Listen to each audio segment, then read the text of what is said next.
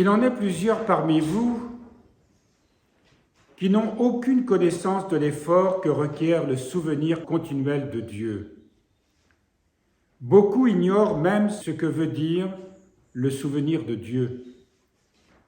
Ils ne savent rien de la prière spirituelle, car ils s'imaginent que la seule voie normale pour prier consiste à faire usage des prières qu'on trouve dans les manuels d'Église.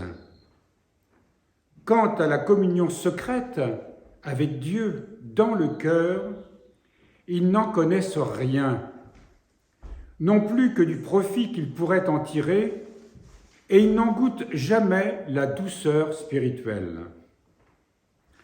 Ceux qui entendent parler de la méditation spirituelle et de la prière, mais n'en ont aucune connaissance directe, sont comme des aveugles de naissance, qui entendent parler du soleil sans savoir ce qu'il est réellement.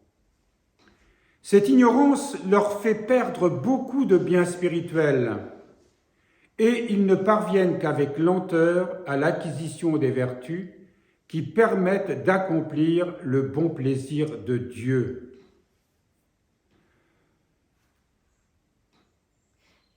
Ce souvenir de Dieu, nous en parlons souvent dans nos enseignements, c'est là notre vocation première, d'être dans ce souvenir permanent de Dieu. Et saint Dimitri de Rostov ce matin nous dit que on ne peut pas parler de prière spirituelle si nous n'avons pas cette expérience de cette rencontre intime avec Dieu dans ce qu'on appelle le lieu du cœur. Il est vrai que nous avons prié ce matin les laudes, puis nous avons célébré la liturgie eucharistique, nous avons lu les psaumes, nous avons reçu le Saint-Sacrement du corps et du sang de notre Seigneur. Et tout ceci, à l'évidence, est une aide précieuse qui nous fortifie, qui nous maintient sur la voie, qui nous empêche de nous laisser happer par le monde et par l'esprit du monde. Mais entre ces temps de prière, ces moments, ces sacrements, ou ce mystère extraordinaire qui se reproduit à chaque fois où Dieu se donne, nous célébrons le saint sacrifice. À chaque fois, Dieu se donne à nous. Ça veut dire que Dieu souffre pour nous.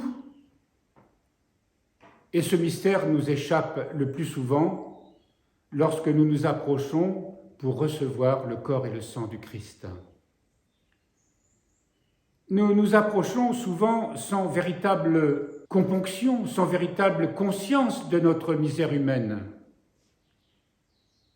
Nous nous approchons sans une véritable action de grâce, avec cette conscience du don de Dieu. Mais cela est dû parce que nous ne connaissons pas cette union intime avec le Seigneur dans notre cœur. Voilà pourquoi nous devons nous efforcer de pratiquer ce qu'on appelle la prière du cœur. Être dans ces instants où nous sommes totalement abandonnés, en pleine conscience de sa présence, pleine conscience de son amour,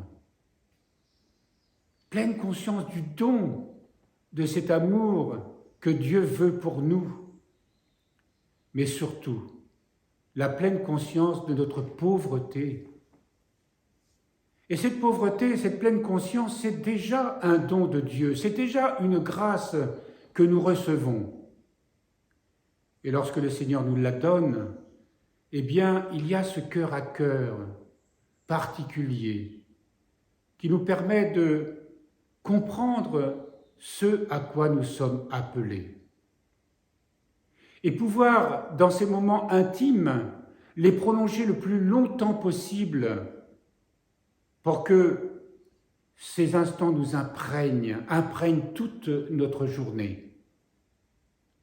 Que nous puissions conserver ce souvenir de Dieu, que nous puissions l'entretenir en quelque sorte à travers tout ce que nous faisons. Dieu souffre de ne pouvoir se donner à nous, qui ne savons pas ouvrir notre cœur. Voilà pourquoi ce matin, Saint Dimitri nous dit combien nous sommes comme des aveugles. Nous avons entendu parler du soleil, mais nous ne le voyons pas. Nous avons entendu parler de l'amour de Dieu, mais nous ne le connaissons pas vraiment. Et Saint Dimitri continue, cette ignorance, notre ignorance, nous fait perdre beaucoup de biens spirituels. Et en parlant de tous ceux qui ne sont dans cette ignorance, ils ne parviennent qu'avec lenteur à l'acquisition des vertus qui permettent d'accomplir le bon plaisir de Dieu. Le bon plaisir de Dieu, tout ce que Dieu veut nous donner. C'est pourquoi je veux ici donner quelques idées de ce que requiert l'œuvre spirituelle pour l'instruction des commençants, afin que ceux qui le désirent puissent, avec l'aide de Dieu, en apprendre les rudiments. L'effort principal commence avec ces paroles du Christ. Si tu désires prier, entre dans ta chambre, et quand tu auras fermé la porte, prie dans le secret ton Père qui voit dans le secret. Entrer dans sa chambre, c'est entrer évidemment c'est pas seulement dans sa cellule, encore qu'il est nécessaire d'être dans un lieu calme, paisible, isolé, mais entrer dans sa chambre intérieure. Et nous avons parfois besoin pour cela d'un temps de méditation, de préparation. Et dans cette préparation, de supplier le Seigneur de nous accorder ce calme qui nous rendra capables d'ouvrir notre cœur et d'entrer dans cette communion intime où le Seigneur va pouvoir nous donner sa grâce d'amour. Voilà l'œuvre à quoi nous devons nous consacrer pour l'essentiel dans notre existence. Parce que nous pouvons parler de Dieu, et mon Dieu, comme nous sommes dispersés. Parce que ce monde dans lequel nous sommes, sans cesse, vit de cette agitation. Et nous devons nous en préserver. Parce que ce trésor, nous ne pourrons jamais l'atteindre. Nous ne pourrons jamais nous immerger, étape après étape.